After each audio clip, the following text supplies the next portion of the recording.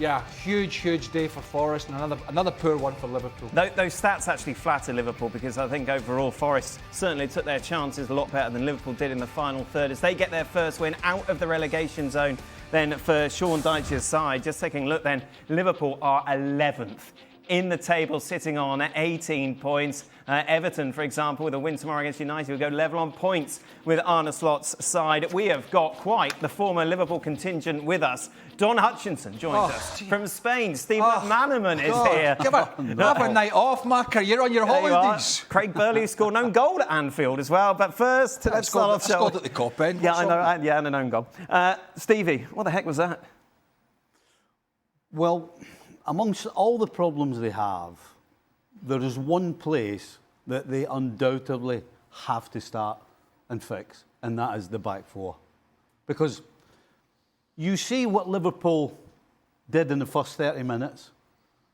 Forest never got out, and then they get out once, end up scoring controversial goals, some would say. All right, I would say. But from that point, Liverpool's mentality just crumbled. 2 minutes later, Jesus had another one. That should have been a goal. Yep. And then from there, it could have been 4 or 5 by the end of the game.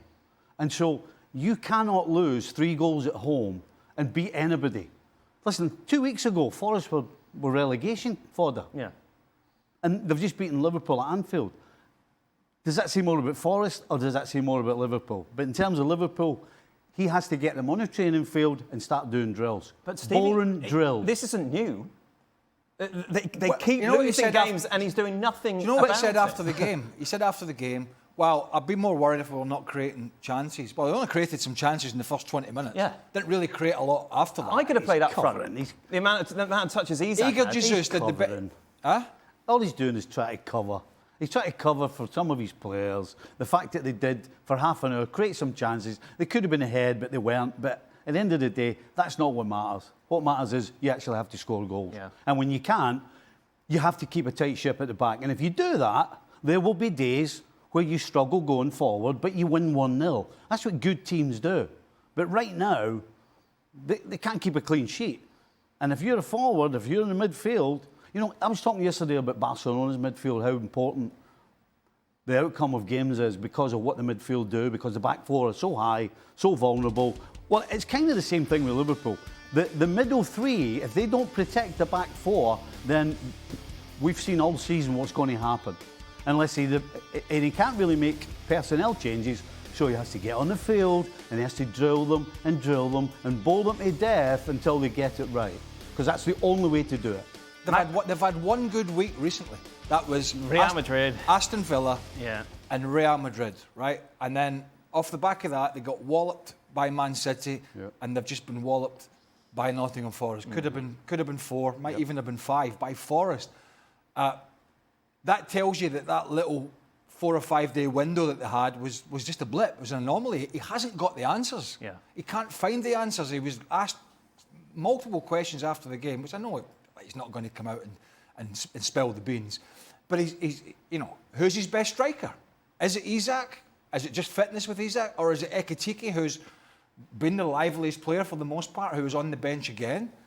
You know, who's the best? You know, even Van Dijk. If you watch Van Dijk at times during this game, he's walking around the second half shaking his head. He's part of the blame. It's not everybody else. He's part of it. You watch him for Holland against Poland in Warsaw a week or so ago. He wasn't great then either. So, you know, there's when you're.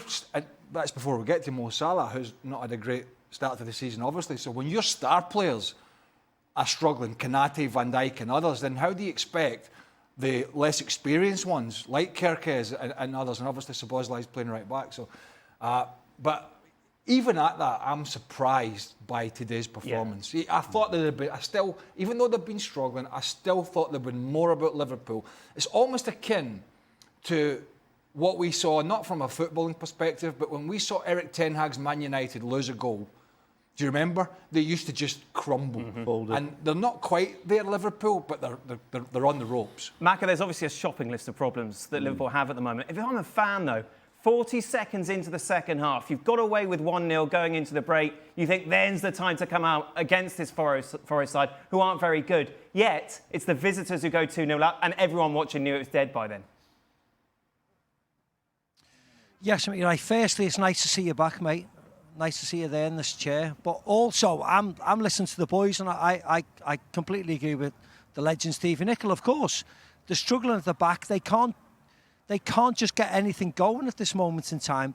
This was the start of an amazing run of games where, if you're a Liverpool fan, you think they're going to win today, they're going to win next week, the next 8 games, 9 games, 10 games, until they meet Arsenal in January, you think they're going to go on a real good run and catch the teams who were at the top of the league. And everybody's faulting at the minute. I mean, of course, Manchester City today, Arsenal are going to play in the North London derby tomorrow. But you thought that today was the start of something where Liverpool will start a run. And today was one of the worst performances of the season. Yes, they dominated possession, but they struggled defensively, and then they couldn't get anything going up front. They were slow. They couldn't move the ball around.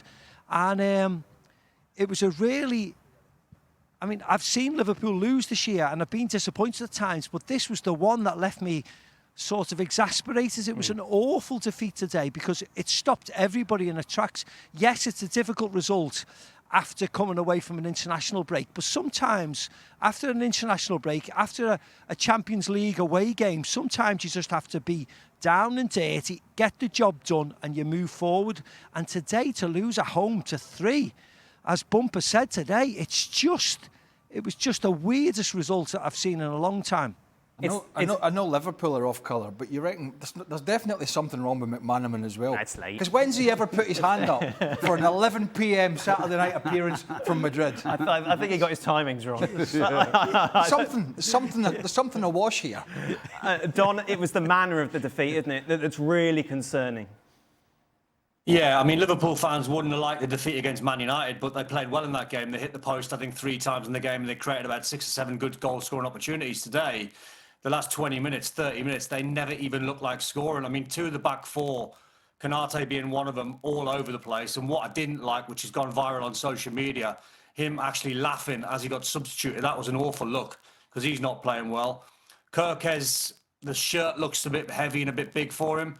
Robbo came on. I know, as Craig said, he's had a heavy week, but that was a really naive rookie error, showing Amari Hutchison inside onto his left foot. Robbo's got to have more about him to send him on the outside. The second goal was weak from McAllister. Gakpo didn't track his man. The goals are conceding because, watching the game today, Dan, if you paused that game on 30 minutes and you said Liverpool would lose 3-0 from 30 minutes, it was impossible because they played really well, Liverpool. They played quite well. And all of a sudden, like the guys are saying, as soon as they lose, and there's too many red flags, they're conceding goals from set plays, far too many, and they keep going behind. 6 defeats and 7 for champions. There's loads of red flags there to put on a slot under a little bit of pressure, or a lot of pressure. Because, as I said, there's a way to lose a game, and you can lose a game by having a real good go, and you can come out the wrong end of a 4-3 or a 3-2. Today, like Macca said, I think you're just sitting there thinking, how on earth has the team that's second bottom of the league gone to Anfield and won 3-0? It's incredible. There's one guy who I think has escaped criticism so far. Who? Gravinberch. Okay. This is a guy who, no question, after Salah and maybe Van Dijk, was Liverpool's best player last year. No question. He was in the right place all the time. He made great decisions. He started attacks. His main job is to be that block. That guy in front of the back 4 that orders the other 2 around, lets them go forward when they can, and he fills in behind. And he covers the holes. He's done none of that this year. I know he's missed a couple of games, but he absolutely has done none of that. So Craig's talking earlier about how Salah's disappeared. Van Dijk, what's going on here? Gravenberch's just another one who, as fantastic as he was last year, has completely disappeared again. So who is this on, Macca? The fact that we see Salah, Van Dijk, Gravenberch, every Liverpool player seems to have dropped, and Arne Slot doesn't seem to be able to find the answer. I think it's on everybody. Dan, you can have all the plaudits and the platitudes of last year. I've said this before, which we gave them. They won the league. They were amazing. We all said the same. And this year, they've they've been really disappointing. So actually, it is all of them. It's not Van Dijk, it's not Mo Salah, it's absolutely every single one of them. It's not Mo Salah and Van Dijk because they've just signed new contracts. It's not Trent Alexander-Arnold because he's just left. It's not Tyler Morton and Harvey Elliott because they've left. It's on all of them. They have to take responsibility for everything. You can take everything and get all the pats on the back and you say you're amazing, you've won the league. But when it goes the other way, you have to take the criticism. You have to say, right, it's not good enough. You're not good enough. They're not good enough. And you have to respond. And of course, the new signings maybe have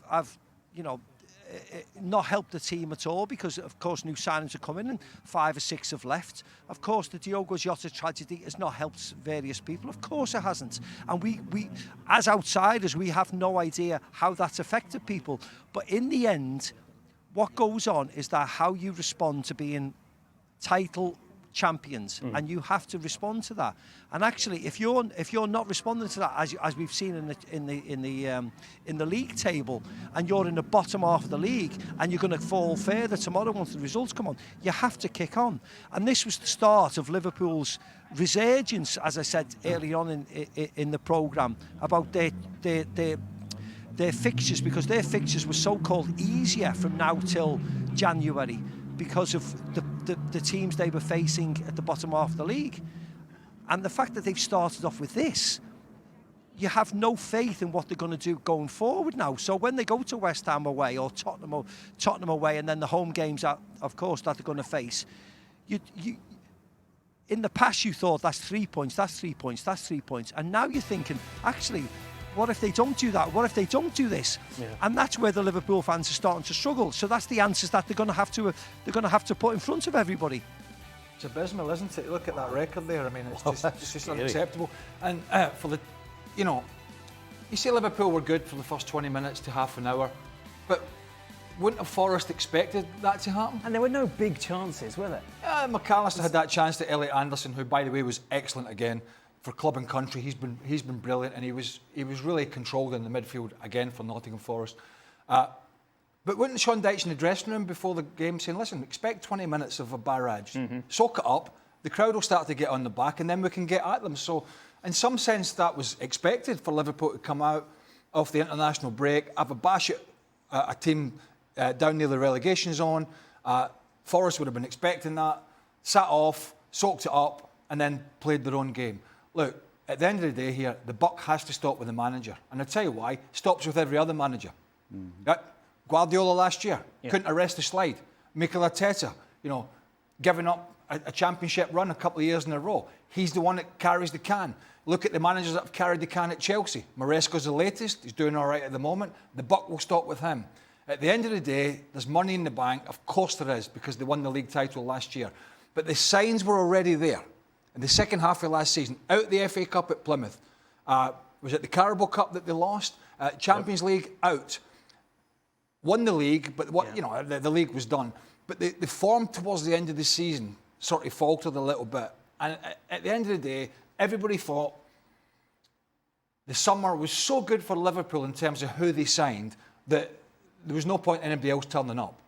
And it's just been completely the opposite. And at the moment, the manager needs to find an answer, whether it's the personnel or on the training ground. But at the end of the day, if every other manager carries the can, then Arne Slot has to carry the can. And to be fair, he said that after the game. He said, it is up to me to find the solutions, and I am the one that's going to have to take the blame because I picked the team. But he's not finding the solution. No, he's not. 6 out of 7 defeats. Your big players aren't turning up. Surely as a coach, it's up to you to get the best out of them once again. Well, considering the amount of games they've played, it hasn't changed the system at all. And I remember sitting here talking about Pep when Man City fell off a cliff, talking about, you've got to change something. And he's not in a position, really, where he can change a lot of the personnel because of injuries. Certainly defensively, because of what they did in the summer, and they didn't get Guéhi at the last day of the transfer window, they were left short defensively. But there's a certain period of time where you can go, I've got to stick with this and I've got to stick with it until we get it right. But there comes a time when you go, right, will it ever be right? And so I think he's going to have to get to the stage now where he goes, do I change the shape? Because the shape he's playing with now, from a defensive point of view, forget attacking. And I know I started by saying that because at the end of the day, you have to start from a solid base and give nothing away, and then you can build. And to do that, he's going to have to flood the middle of the park. He's going to have to make it difficult for the opposition. And if that means you don't go with this supposed what they're attempting to play swashbuckling football, then that's what you got to do. Is this the time to do it? Dan, I don't know what everybody thinks. I just hate VAR. I think it's got to a term where in the first couple of years, I was sort of getting to grips with it. I just think it now takes all the enjoyment out of it. I really do. As Craig rightly said, 2 wrongs don't make a right. Regardless of whether Liverpool should have got a goal against with the Van Dijk goal last week, I thought the Murillo goal should have stood. I thought the handball goal that was disallowed should have stood. So I'm just fed up with it all, I must admit. But you're right. I don't think these decisions talk about how Liverpool plays, and if Liverpool go 1 behind to an unfortunate goal, they should be able to respond in the next 75 minutes at Anfield to countergate that. But the fact that we talk about moments nowadays instead of talking about how teams are playing, that's the bigger thing. And actually, we're now talking about moments all the time and they're now becoming excuses instead of how teams should just carry on and get. And, you know, we've all when we played. All the boys on the panel, we always come against the goal where it was unlucky and we thought it wasn't a goal. But what you have to do, you have to respond and you have to think, right, well, you know what, we're gonna prove them wrong and try and win the game. And that's what Liverpool should have done today.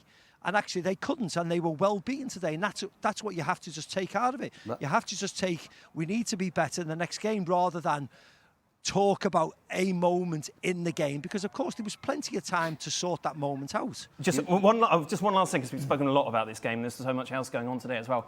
Talk to you about Isak, Macca. Ooh. Yes, I mean he's not. I mean he's not the player that Liverpool thought they were buying. Of course, Dan. He's not fit enough, of course he's not, but we're only still in November. And I get the fact that we talk about Isak because of his price tag, we talk about Viert because of his price tag, and they need to improve and they need to be better. I don't think anybody thinks that their quality is not there, but they just need to gel into the team, they need to get fit and they need to be better. And I've got no problem that they will be better, and I'm not sitting here now or standing here now talking about that they won't be, because I've played in teams where I've seen, you know, when I was at Real Madrid, we bought Zinedine Zidane, Dan, and he was the best player in the world, officially the best player in the world. And when he joined our team, we won the league the year before, and he struggled. Initially, he struggled for the first 3, 4, 5 months. You know, you were there. You know how much he struggled. And eventually, we won the Champions League. And maybe that's what will happen with Liverpool. Maybe they will become a cup team in their first year. But I've seen better players struggle than the players we are talking about. So I've got no problem because I've seen it and I've lived it. But I also know the results, and I know that they will get there in the end. It's just that it's taken a lot. It's taken a lot longer than Liverpool fans want to see. And also, the fact that Liverpool are in the bottom half of the table, it's adding more pressure to whatever happens on the team. But I know that a lot of the time it takes people a lot longer sometimes to adapt than other people. Macca says that Isak will be Zinedine Zidane in the second half of the season. Can you buy in that? That's what I thought. No one ever.